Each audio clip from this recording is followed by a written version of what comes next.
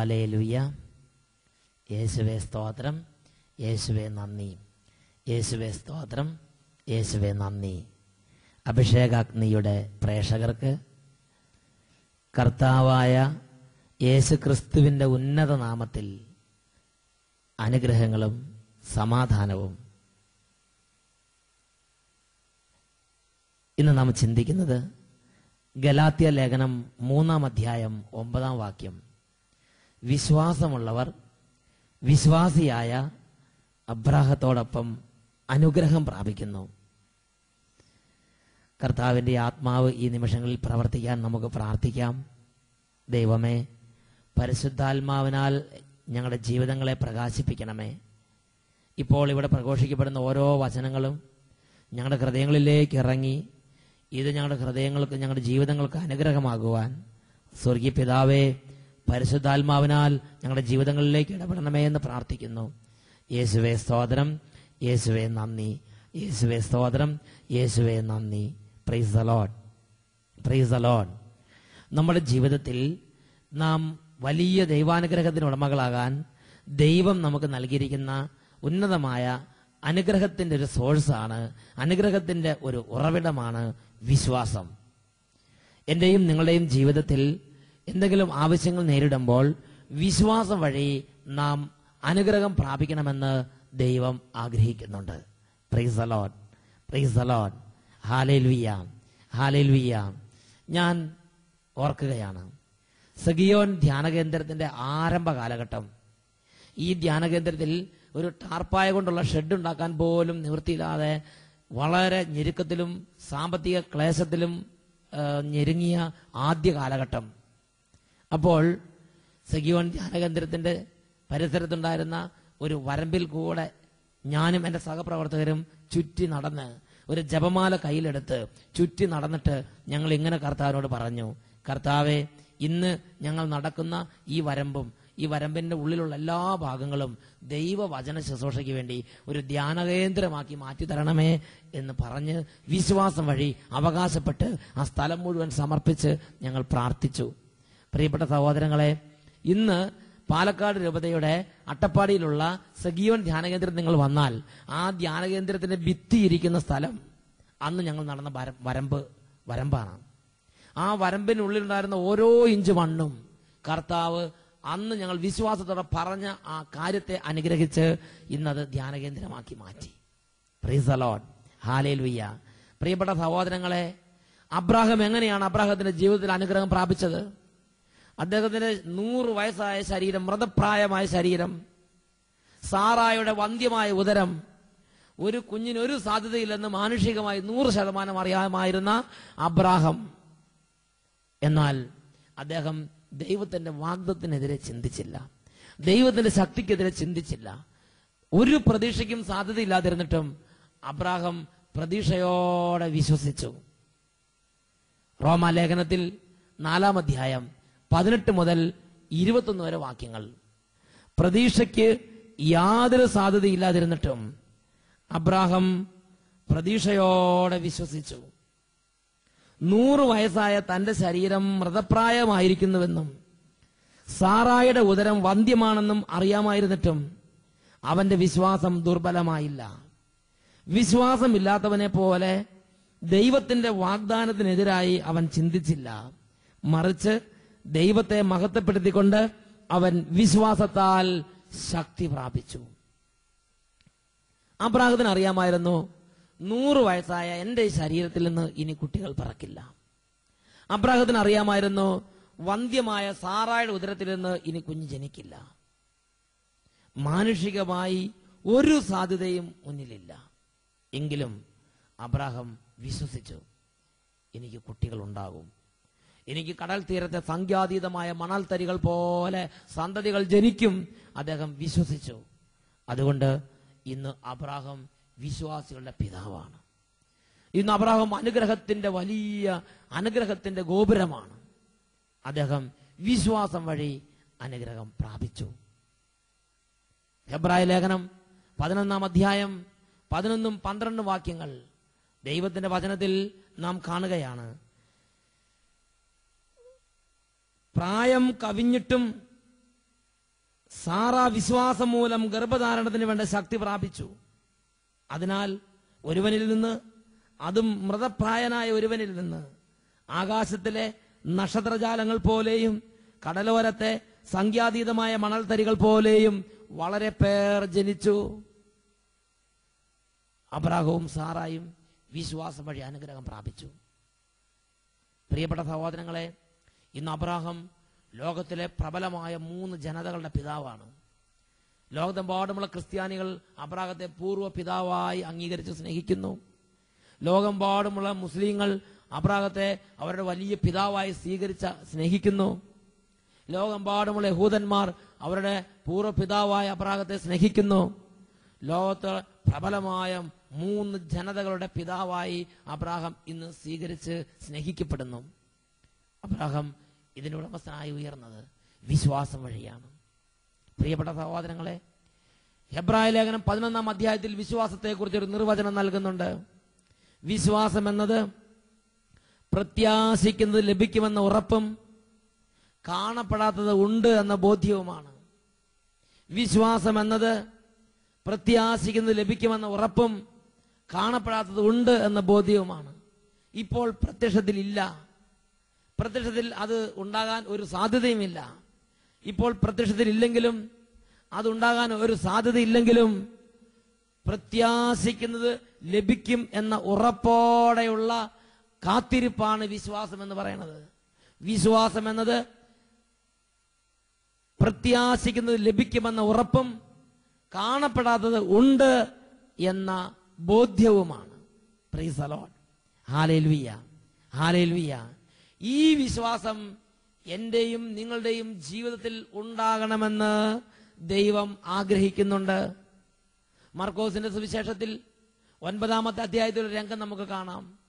യേശു കർത്താവ് പത്രോസ്, യാക്കോബ്, യോഹന്നാൻ എന്നിവരെ കൂട്ടിക്കൊണ്ട് താബോർ മലമുകളിലേക്ക് പോയി. അവിടെ രൂപാന്തരപ്പെട്ട് അവൻ മഹത്വം വെളിപ്പെടുത്തി.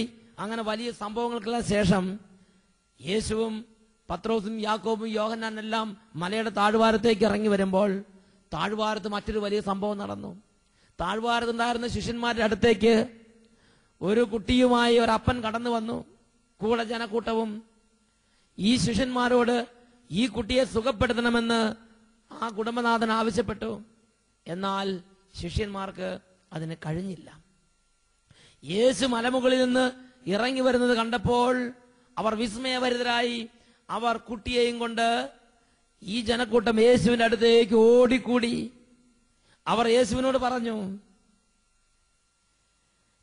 അവനെ കണ്ടയുടനെ ജനക്കൂട്ടം മുഴുവൻ വിസ്മയഭരിതരായി ഓടിക്കൂടി അഭിവാദനം ചെയ്ത് അവൻ അവരോട് ചോദിച്ചു, നിങ്ങൾ എന്താണ് അവരുമായി തർക്കിക്കുന്നത്?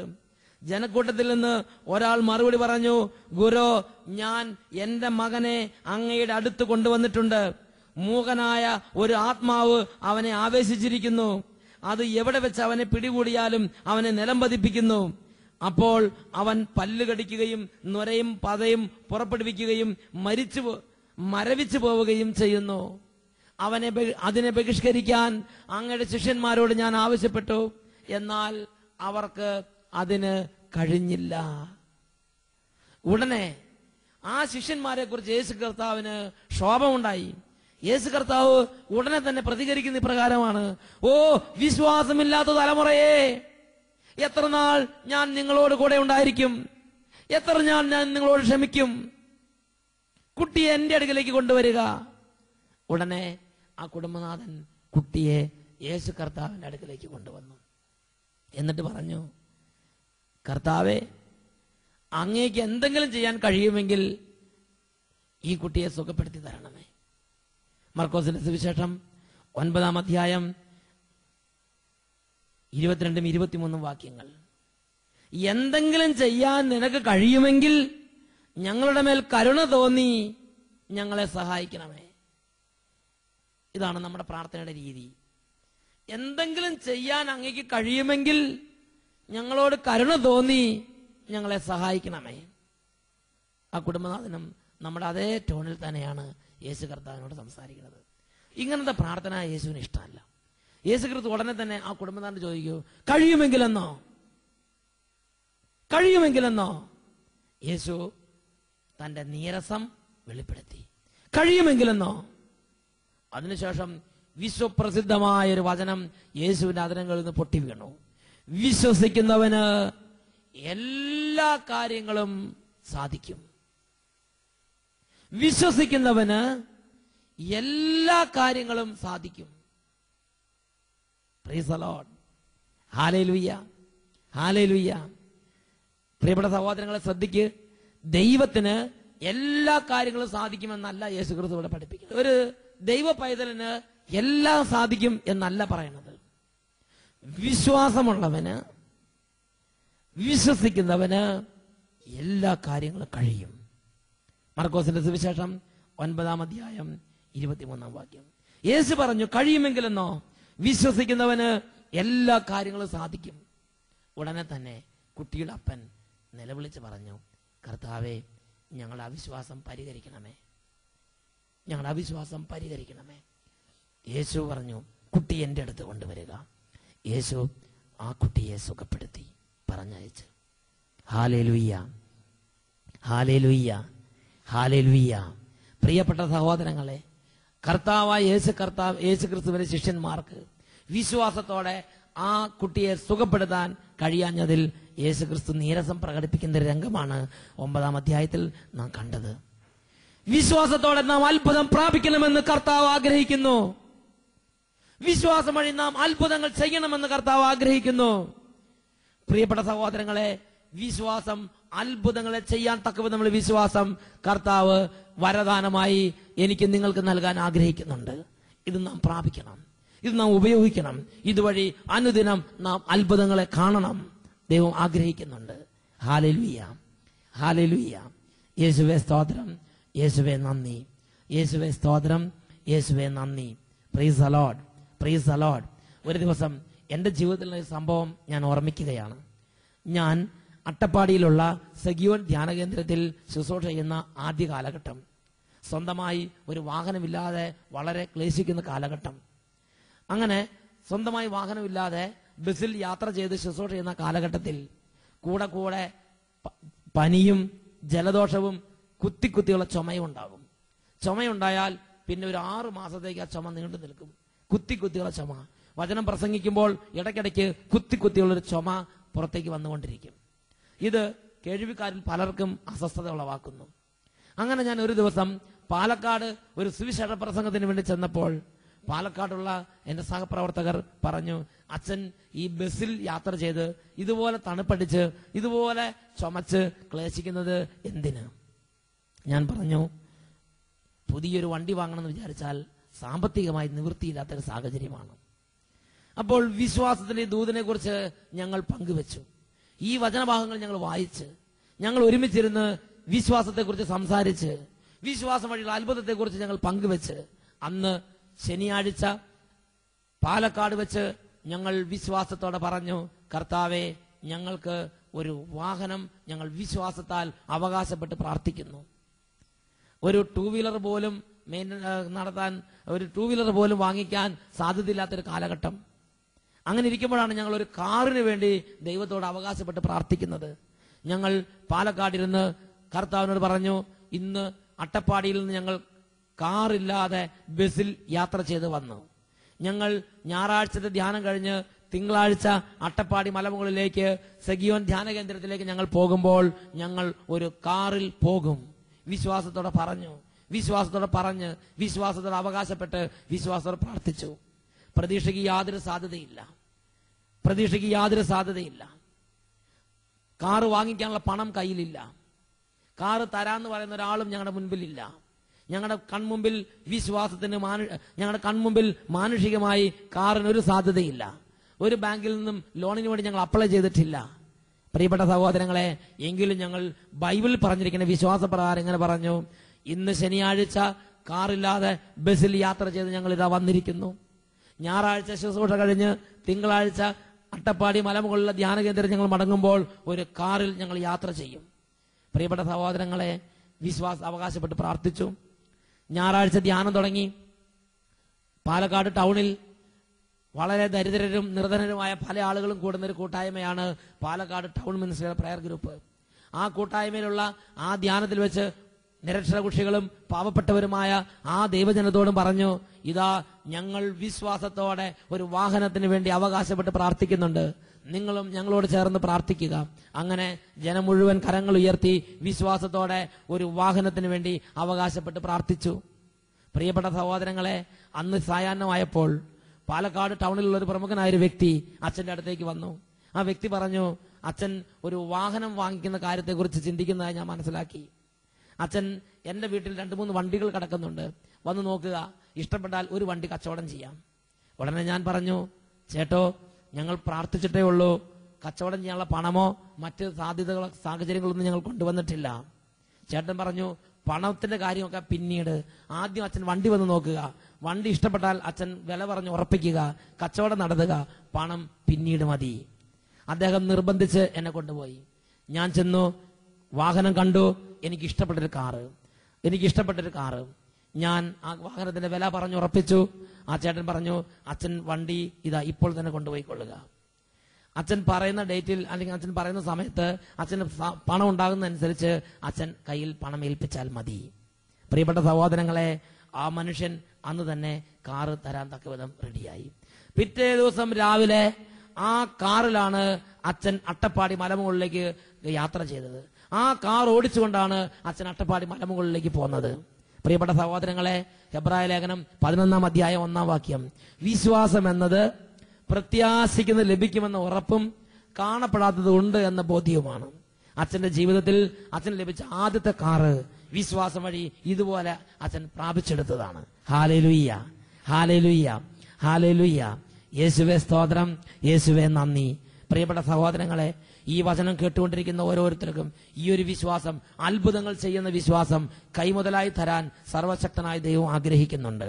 ഈ വിശ്വാസം കൈമുതലായി കിട്ടിയാൽ മാത്രം പോരാ, ഈ വിശ്വാസം അനുദിന ജീവിതത്തിലെ ഓരോ സാഹചര്യത്തിലും ഇത് ഉപയോഗിക്കണം. രോഗത്തിന് മേൽ ഇത് ഉപയോഗിക്കണം, ഞെരുക്കത്തിന് മേൽ ഉപയോഗിക്കണം, ദാരിദ്ര്യത്തിന് മേൽ ഉപയോഗിക്കണം. ഓരോ ബുദ്ധിമുട്ടുകളിലും ഈ വിശ്വാസം ഉപയോഗിച്ച് അത്ഭുതങ്ങൾ കാണാൻ ഒരു ദൈവപൈതലിനെ കർത്താവ് ക്ഷണിക്കുകയാണ്. ഈ നിമിഷങ്ങളിൽ നമുക്ക് പ്രാർത്ഥിക്കാം. കണ്ണുകൾ അടയ്ക്കുന്നു, ദൈവസന്നിധിയിൽ എളിമപ്പെടുന്നു, വിശ്വാസത്തിന് അഭിഷേകത്തിന് വേണ്ടി ദൈവത്തോട് ചോദിക്കുന്നു. ദൈവമേ, ഉന്നതത്തിൽ നൽകപ്പെടുന്നില്ലെങ്കിൽ ആർക്കും ഒന്നും സ്വീകരിക്കാൻ സാധ്യമല്ല. യോഹന്നാന്റെ സുവിശേഷം 3:27 അങ്ങ് പഠിപ്പിച്ചു. ഇതാ ഈ നിമിഷങ്ങളിൽ ഞാൻ പ്രാർത്ഥിക്കുകയാണ്, വിശ്വാസത്തിന്റെ വൻകൃപ ഞങ്ങളുടെ മേൽ ഒഴുകട്ടെ. ക്രിയേറ്റീവ് ഫെയ്ത്ത്, അത്ഭുതങ്ങൾ ചെയ്യുന്ന വിശ്വാസത്തിന്റെ വൻകൃപ ഞങ്ങളുടെ മേൽ ഒഴുകട്ടെ. വിശ്വാസം ഞങ്ങൾ ശക്തി പ്രാപിക്കട്ടെ. വിശ്വാസം ഞങ്ങൾ അത്ഭുതങ്ങൾ കാണട്ടെ. വിശ്വാസം ഞങ്ങൾ അത്ഭുതങ്ങൾ ചെയ്യട്ടെ. വിശ്വാസത്തിന്റെ ശക്തി ഞങ്ങളുടെ മേൽ കത്തി പടരട്ടെ. Hallelujah, hallelujah, hallelujah, hallelujah. യേശുവേ ആരാധന, യേശുവേ ആരാധന, യേശുവേ ആരാധന. സകല ജനത്തിന് മേലും വിശ്വാസ അരൂപി വ്യാപിക്കട്ടെ. വിശ്വാസത്താൽ സകലതും സാധ്യം. വിശ്വസിക്കുന്നവന് ഒന്നും അസാധ്യമല്ല, എല്ലാ കാര്യങ്ങളും അവന് സാധിക്കും. Hallelujah, hallelujah. യേശുവേ സ്തോത്രം, യേശുവേ നന്ദി, യേശുവേ സ്തോത്രം, യേശുവേ നന്ദി. Price the Lord, price the Lord.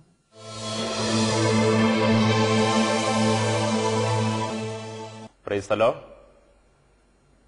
Attappadi താവളം സെഹിയോൻ ധ്യാനകേന്ദ്രത്തിലേക്ക് ഏവർക്കും സ്വാഗതം. സെഹിയോൻ ധ്യാനകേന്ദ്രത്തിൽ എല്ലാ മാസത്തിന്റെയും ആദ്യ ഞായറാഴ്ച ഒഴികെ എല്ലാ ഞായറാഴ്ചകളിലും രാവിലെ 9 മണിക്ക് ആരംഭിച്ച് വെള്ളിയാഴ്ച രാവിലെ 8:15 സമാപിക്കുന്ന ആന്തരിക സൗഖ്യ വളർച്ചാ ധ്യാനം നടക്കുന്നു. എല്ലാ ധ്യാനങ്ങൾക്കും സെഹിയോൻ ധ്യാനകേന്ദ്രം ഡയറക്ടറായ ഫാദർ സേവ്യർ ഖാൻ വട്ടായിൽ നേതൃത്വം കൊടുക്കുന്നു. ധ്യാനത്തിന് പങ്കെടുക്കാൻ ആഗ്രഹിക്കുന്നവർ മുൻകൂട്ടി പേർ രജിസ്റ്റർ ചെയ്യേണ്ടതാണ്. Price the Lord.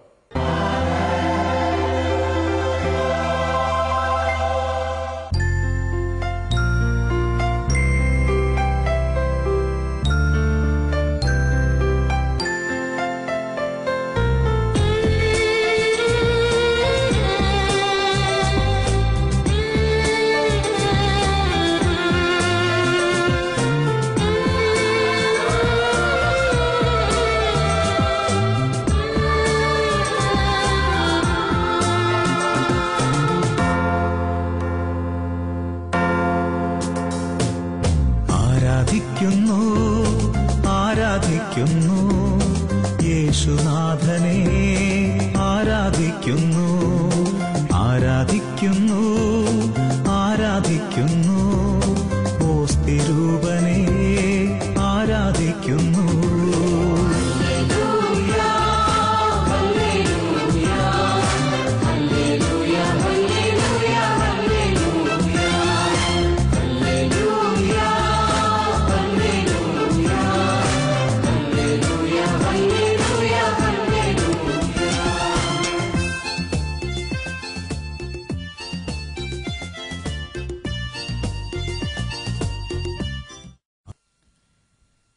ദിവ്യകാരുണ്യനാഥനായ യേശു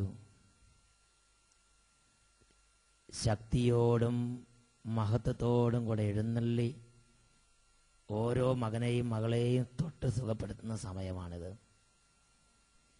വിശ്വാസം വഴി അനുഗ്രഹങ്ങളും അത്ഭുതങ്ങളും പ്രാപിക്കുക. മകനെ, മകളെ, അവരവരായിരിക്കുന്ന സ്ഥലങ്ങളിൽ തന്നെ ഇരുന്ന് ശാന്തമാവുക. കണ്ണടയ്ക്കാം. കരങ്ങൾ രണ്ടും മാറോട് ചേർത്ത് വെക്കാം. വിശ്വാസത്തിന്റെ ശക്തി ഉജ്ജ്വലിക്കട്ടെ.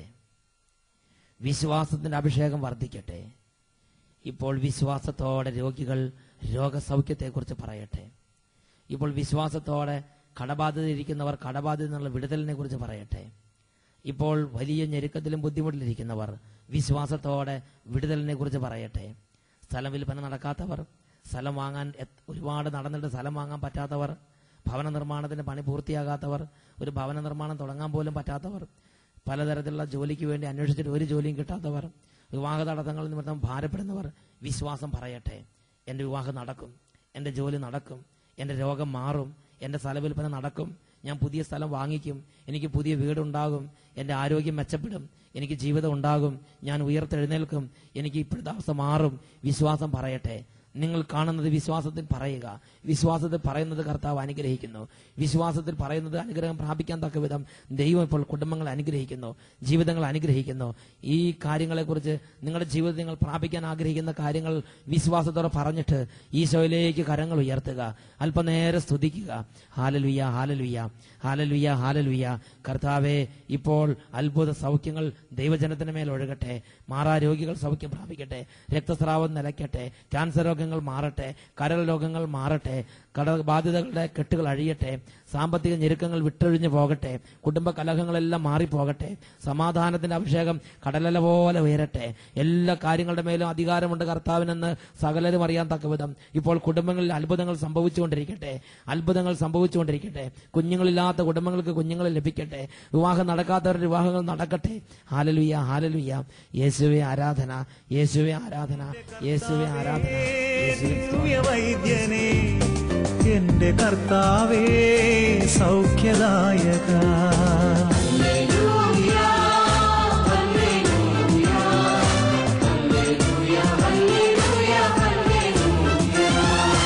എന്റെ കർത്താവേ എന്റെ ശക്തിയെ, എന്റെ കർത്താവേ എന്റെ ധൈര്യമേ.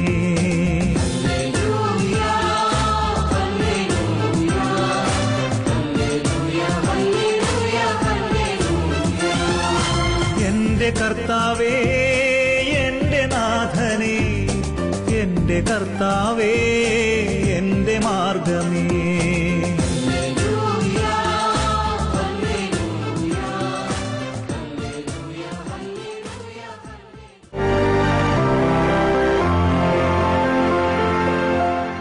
Praise Lord, hallelujah. പ്രിയപ്പെട്ട സഹോദരങ്ങളെ, 26 വർഷമായി ഞാനൊരു ആക്സിഡന്റിൽ പെട്ട് എന്റെ കാല് തകർന്നു പോയതാണ്. ഒരു ദിവസം അല്പം കുഴമ്പിട്ടിട്ടില്ലെങ്കിൽ എനിക്ക് കിടക്കാൻ സാധിക്കുകയില്ലായിരുന്നു. വേദനയുണ്ടായിരുന്നു. ഈ ധ്യാനത്തിൽ വന്നപ്പോൾ ഞാൻ ഈശോയോട് ഒരു കാര്യം പറഞ്ഞിരുന്നു. എന്റെ ഈശോയെ, ഈ ധ്യാനം ഞാൻ ഒന്ന് കൂടിയേക്കാം. ഞാൻ പാലായിൽ നിന്ന് വരികയാണ്. എന്റെ പേര് തോമച്ചനാണ്. എന്റെ കാലിന്റെ അസുഖം മാറണം. ഒരു 2 മാസം മുമ്പ് ഈ കൈക്ക് ഒരു തളർച്ച ഉണ്ടായി. ഡോക്ടർ പറഞ്ഞു ഒരുപക്ഷെ ഈ കൈ തളർന്നു പോകുമെന്ന് പറഞ്ഞു. എന്റെ കൈ കൊണ്ട് ജോലി ചെയ്യുവാനും നിന്നെ സ്തുതിക്കുവാൻ ശക്തി തരണമെന്ന് ഞാൻ പ്രാർത്ഥിച്ചു. ഇന്നലെ രാത്രിയിൽ എന്റെ കാലിന് വേദനയുണ്ടായി. ഞാൻ ഉണർന്നിരുന്നു, പ്രാർത്ഥിച്ചു. എന്നാൽ ഞാൻ കുഴമ്പിട്ടില്ല. അപ്പോൾ എന്റെ കാലിന് നല്ലൊരു വിയർപ്പുണ്ടായി, ഒരു വിറയലുണ്ടായി. ഇന്ന് ഈ നിമിഷം വരെ എനിക്ക് ആ വേദന അനുഭവപ്പെട്ടിട്ടില്ല. Praise the Lord, hallelujah, hallelujah. യേശുവേ സ്തോത്രം. ഞാൻ എന്നും എന്റെ ഈശോയ്ക്ക് നന്ദിയുള്ളവനായിരുന്നുകൊള്ളാം. ഹല്ലേലൂയ.